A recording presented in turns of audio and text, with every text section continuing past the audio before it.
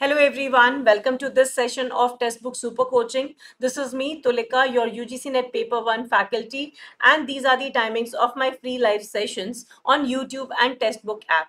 Learners, do like this session as a mark of your attendance, share it with your friends and don't forget to subscribe to our channel. अगर आप Textbook Super Coaching platform पर नए हैं तो हमारे channel को subscribe जरूर से कर लीजिए. Learners, if you are getting yourselves enrolled in any of these subscription based courses, you can get an additional 25% by using my faculty code Tulika R. So learners, आज हम एक बहुत ही important topic पे बात करना चाह रहे हैं. All details about UGC NET exams. क्या है इसके eligibility criteria, क्या qualifications की जरूरत होती है, क्या है age relaxation और क्या होता है exam का pattern या क्या क्या आपको पढ़ना है paper 1 में.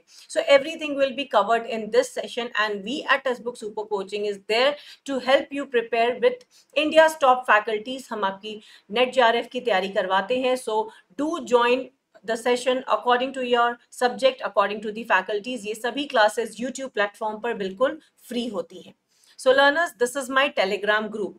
जो भी students नए हैं हमारे Telegram group को ज़रूर से join कर लीजिए. इस Telegram channel के through हम आपके साथ सभी important updates, classes के sessions के links and various other information are being shared. So don't forget to join my Telegram group. So जैसा कि हमने कहा वो सारे स्टूडेंट्स जो UGC NET JRF की तैयारी करना चाह रहे हैं and they have no clue कहाँ से शुरुआत करें और क्या क्या इससे रिलेटेड इंपॉर्टेंट चीज़ें होती हैं, उन सभी चीज़ों को हम आज के अपने सेशन में कवर करेंगे. So this session is useful for all the students who are planning to appear for upcoming UGC NET JRF examination. So सबसे पहले students, what is the pattern. अगर हम बात करें यूजीसी नेट एग्जाम का pattern, जो आपको एग्जाम देना होता है वो होता है कंप्यूटर बेस्ड टेस्टिंग के मोड में. दैट मीन्स आप कंप्यूटर पे क्वेश्चंस के आंसर करते हैं, स्क्रीन पे आपके सामने क्वेश्चंस आते हैं. अब ये जो पूरा एग्जाम होता है ये होता है 3 घंटे का और इसमें देने होते हैं आपको 2 पेपर. पेपर 1 सभी का कॉमन रहता है और पेपर 2 आपका अपना मास्टर्स का सब्जेक्ट रहता है या पीजी का सब्जेक्ट रहता है. अगर हम नंबर ऑफ क्वेश्चंस की बात करें तो पेपर 1 में आते हैं 50 क्वेश्चंस और पेपर 2 में आते हैं 100 क्वेश्चंस. दोनों में हर क्वेश्चन 2 नंबर का होता है. सो इन टोटलिटी जो आपका पेपर बनता है वो 300 नंबर्स का बनता है. 300 marks for 3 hours duration and 150 questions. So जैसे मैंने कहा कि ये सभी questions जो हैं आपके नंबर ऑफ क्वेश्चंस 150 है और हर क्वेश्चन पे 2 नंबर है. ये सारे क्वेश्चंस जो होते हैं ऑब्जेक्टिव टाइप्स होते हैं, यानी कि क्वेश्चन के 4 ऑप्शंस होते हैं और आपको मोस्ट अप्रोप्रिएट आंसर को टिक करके आगे बढ़ना होता है, सबमिट करना होता है. इसमें एक और चीज इंपॉर्टेंट है, पेपर 1 और पेपर 2 के बीच में कोई ड्यूरेशन नहीं होती है कि पहले आप पेपर 1 करेंगे उसके बाद ही पेपर 2 कर सकते हैं. कोई गैप नहीं होता है, आप बैक टू बैक दोनों पेपर्स कर सकते हैं. नाउ जैसे मैंने आपको कहा पेपर 1 हैज 50 क्वेश्चंस और हर क्वेश्चन 2 नंबर कैरी करता है, विच मेक्स पेपर 1 ऑफ 100.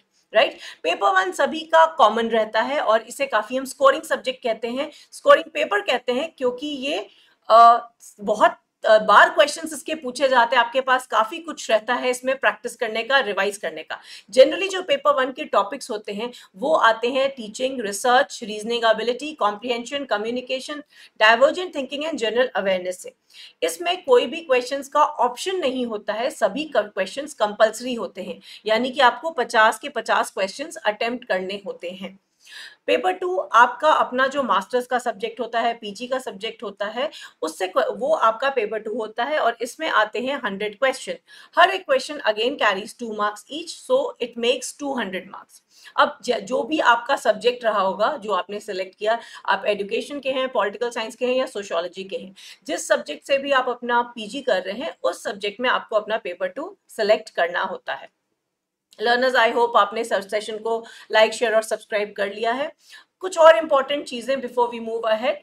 जो टोटल टाइम है आपको इस पेपर का वो है 3 घंटे, तो कोई भी आप बीच में ब्रेक नहीं ले सकते हैं. एक और इंपॉर्टेंट चीज, there are no negative marks for incorrect response. अगर आपने कोई क्वेश्चन, जनरली क्या होता है कॉम्पिटिटिव एग्जाम्स, चूंकि यूजीसी नेट भी ऑल इंडिया लेवल का एग्जाम है, जनरली ऑल इंडिया लेवल के जो एग्जाम्स होते हैं उसमें नेगेटिव मार्किंग होती है. तो मान लीजिए अगर आपने एक क्वेश्चन सही किया और एक क्वेश्चन गलत किया तो कुछ मार्क्स कट जाते हैं, बट इस एग्जाम में अभी तक कोई नेगेटिव मार्किंग नहीं है. अगर आप क्वेश्चन को आंसर नहीं करते हैं या रिव्यू तक छोड़ देते हैं तो आपको कोई नंबर नहीं मिलेंगे। तो ये बहुत ज़रूरी है कि जब भी आप पेपर को अटेम्प्ट करें उसे पूरी तरह से आंसर करके उसको रिव्यू पे नहीं छोड़े, सबमिट कर दें। अगर क्वेश्चन किसी वजह से गलत हो, गलत प्रिंट हो गया हो, गलत अपडेट हो गया हो, ऑप्शंस गलत हो, तो उस केस में बेनिफिट ऑफ डाउट उसी स्टूडेंट को मिलेगा जिन्होंने उस क्वेश्चन को अटेम्प्ट किया है। So the thumb rule is कि कोई भी क्वेश्चन अनअटेंडेड आपको नहीं छोड़ना है। हर सब्जेक्ट का अपना कट ऑफ डिसाइड किया जाता है और ये जो कट ऑफ होता है ये आपके सब्जेक्ट के ऊपर निर्भर करता है और आपकी कैटेगरी पर निर्भर करता है। अगर आपको कटआउट्स से रिलेटेड कोई इन्फॉर्मेशन चाहिए तो आप पिछले कुछ सालों के कट ऑफ्स देख सकते हैं, तो आपको एक आइडिया मिल जाएगा कि आपके रिस्पेक्टिव सब्जेक्ट में आपकी कैटेगरी के, वेदर आप ओबीसी हैं, जनरल हैं या किसी और रिजर्व कैटेगरी के हैं, कितने मार्क्स जाते हैं। सो जो कट ऑफ हमारा बनता है वो टोटल 300 के ऊपर आधारित रहता है, क्योंकि सभी के ये 300 टोटल मार्क्स रहते हैं, which is paper 1 and paper 2 combined. Now if we talk about eligibility, so eligibility में आता है हमारा qualification eligibility and age eligibility. So ideally वो स्टूडेंट्स जो कि मास्टर्स डिग्री या पीजी डिग्री कर रहे हैं या कर चुके हैं, they are eligible to sit for this examination. However, अगर आपने पीजी में एडमिशन भी ले लिया है तो भी आप यूजीसी नेट जेआरएफ एग्जाम दे सकते हैं, और अगर आप क्लियर कर लेते हैं तो आपकी जो डिग्री है, जो सर्टिफिकेट है, ये अगले 2 साल तक मान्य होगा। कहने का मतलब है, अगर आप पीजी कोर्स में इनरोल्ड हैं, मास्टर्स अभी कर रहे हैं और उसी दौरान आपने अटेम्प्ट किया एग्जाम और आपने एग्जाम क्लियर भी कर लिया, तो जिस डेट पे भी आपने ये क्लियर किया है उस डेट से लेकर अगले 2 साल तक आपको अपना पीजी की डिग्री कंप्लीट कर लेनी होगी। Otherwise this degree will be invalid, this exam का result will be invalid. So ideally आपको करनी होती है किसी भी recognized यूनिवर्सिटी से अपनी पीजी डिग्री। लिमिट जो है इसकी, एज लिमिट वैरी करती है for JRF and assistant professor. Assistant professor के लिए कोई एज लिमिट नहीं है, मगर जेआरएफ के लिए जनरल कैटेगरी के without any relaxation the upper as limit is 30 years. However, there are certain relaxation in different categories. ठीक है। अगर हम क्वालिफिकेशन के रेफरेंस में बात करें एलिजिबिलिटी की, तो आपको अपने मास्टर डिग्री में कम से कम 55% नंबर चाहिए होते हैं। Again there is a relaxation in specific category which we are going to just discuss. ठीक है। सो जैसे हमने कहा एजुकेशनल क्वालिफिकेशन, तो आपको चाहिए होती है मास्टर डिग्री या इक्विवेलेंट, और 55% मार्क्स आपके आए होने चाहिए मास्टर्स में। वही in case of certain reserve category ये percentage is can be relaxed up to 50%। Age limit, अगर हम जेआरएफ की बात करें जो कि जूनियर रिसर्च फेलोशिप होती है, अगर आप जेआरएफ क्लियर करते हैं तो उसके क्लियर करने के बाद जब आप पीएचडी में इनरोल होते हैं आपको फेलोशिप मिलती है। इसके लिए as limit is 30। Beyond 30 a general candidate, a male candidate cannot apply. However, there are certain relaxation to different categories which we'll just discuss. मगर आप अप्लाई अगर लेक्चरशिप के लिए कर रहे हैं, यानी कि असिस्टेंट प्रोफेसरशिप के लिए कर रहे हैं, तो उसमें कोई एज लिमिट नहीं है। नंबर ऑफ अटेम्प्ट्स पे कोई लिमिट नहीं है। अगर हम बात करें चाहे जेआरएफ या असिस्टेंट प्रोफेसर के लिए, नंबर ऑफ अटेम्प्ट्स में कोई लिमिट नहीं है। नेशनैलिटी इंडियन होनी चाहिए, और आपकी सब्जेक्ट एलिजिबिलिटी, आप कोई भी रैंडम सब्जेक्ट में अप्लाई नहीं कर सकते हैं, सब्जेक्ट आपके अपने पीजी लेवल का होना चाहिए। अगर हम एज रिलैक्सेशन की बात करें तो in case of different categories different relaxations have been given, as you can see in case of SC ST, OBC, person with disability, transgender, women applicants, and research experience limited to spent on research in relevant related subject. Ideally overall जो हमारे पास age relaxation निकल के आती है वो आती है 5 years. So in case of various categories, in case of various reservation categories, it can be up to 35 years, right? But otherwise without, अगर कोई आप इसमें से कोई भी रिलैक्सेशन को क्लेम नहीं कर रहे हैं, इन केस ऑफ जेआरएफ, ये हम बात कर रहे हैं सिर्फ in case of JRF, the age limit is 35, normal case में it is 30. So maximum in case of armed forces भी, आप किसी भी कैटेगरी में अगर आप एज रिलैक्सेशन क्लेम कर रहे हैं तो it can be up to 35. So learners, Textbook Super Coaching is there to help you clear your UGC NET exam with India Super Teachers. And हमारे subscription based courses में आपको मिलते हैं video courses, mock test, study notes and live classes by the experts. Now, how this exam schedule happens? तो UGC net का जो exam होता है इसे NTA कंडक्ट करवाता है, नेशनल टेस्टिंग एजेंसी इसे कंडक्ट करवाती है ट्वाइस एवरी ईयर, साल में 2 बार ये कंडक्ट होता है, once in June and once in December, तो 2 साइकिल्स में ये होता है. Once you qualify this exam, आप अगर ये असिस्टेंट प्रोफेसर और JRF अगर आप क्वालिफाई करते हैं तो that makes you eligible for becoming assistant professor in Indian universities और कॉलेजेस. सो अगर आप ये एग्जाम क्वालिफाई करते हैं तो you become eligible for becoming assistant professor in Indian colleges और यूनिवर्सिटीज. अब पेपर 1 जो कि सबका कॉमन होता है, इसमें आपको पढ़ना क्या होता है उसके सिलेबस को भी एक बार देख लेंगे. सो इसमें 10 होते हैं, 10 यूनिट्स, ठीक है. ऑल टुगेदर 10 यूनिट्स होते हैं. पहले ऐसा होता था कि हर 10 यूनिट्स में से इक्वल क्वेश्चंस आते थे, दैट इज जो 50 क्वेश्चंस आपके आने वाले होते हैं, हर यूनिट से 5-5 क्वेश्चंस आते थे.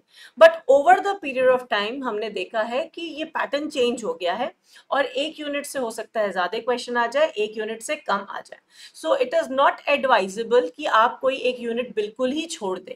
सो हर यूनिट की थोड़ी बहुत अंडरस्टैंडिंग जरूरी है. यहाँ पे हमने जो पॉइंट्स लिखे हैं ये सभी बुलेट पॉइंट्स हैं जिनको आप इग्नोर नहीं कर सकते हो जब हम इस पर्टिकुलर यूनिट के बारे में बात करें. सो टीचिंग एप्टीट्यूड की बात करें तो टीचिंग का नेचर, कैरेक्टरिस्टिक, ऑब्जेक्टिव्स, फैक्टर्स जो कि टीचिंग को इफेक्ट करते हैं, लर्नर जो कि एडोलेसेंट और अडल्ट लर्नर्स हैं उनके कैरेक्टरिस्टिक्स, अलग अलग methods of teaching, teaching add और इवैल्यूएशन सिस्टम आपको टीचिंग एप्टीट्यूड में कवर करना है.